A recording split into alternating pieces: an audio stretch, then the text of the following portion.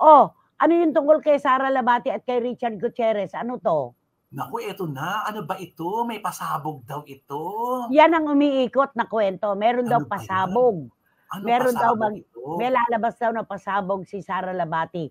Kung ano Hala, man po yang pasabog na yan, hindi naman natin po puwedeng husgahan kung ano yan, 'di korek. ba? Malay naman Oo, natin baka ang pasabog ay nagkabalikan na pala sila kahit hindi pa sila umaamin. very good. Walay Galing sila, gano'n, 'di ba? oo. Oo.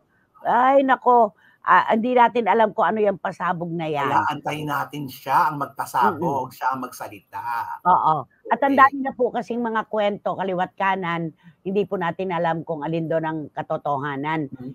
Isipin na lang po natin na may tamang pagkakataon para po dito sa kanilang paghahayag, kung totoo bang sila'y hiwalay na o sila ba'y nagkatampuhan lamang at may malaking posibilidad pa rin po na sila ay magkasundo at magkabalikan. Hayaan po Yun, natin sa kanila yan. korek. Oh, ano yung tungkol kay Sara Labati at kay Richard Gutierrez, ano 'to? Naku, eto na. Ano ba ito? May pasabog daw ito.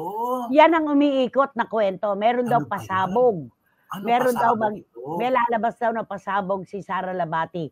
Kung ano Hala, man po yang pasabog na yan, hindi naman natin po puwedeng husgahan kung ano yan, 'di korek. ba? Malay naman Oo, natin baka ang pasabog ay nagkabalikan na pala sila kahit hindi pa sila umaamin. very good. Walay Galing sila, gano'n, 'di ba? oo. Oo.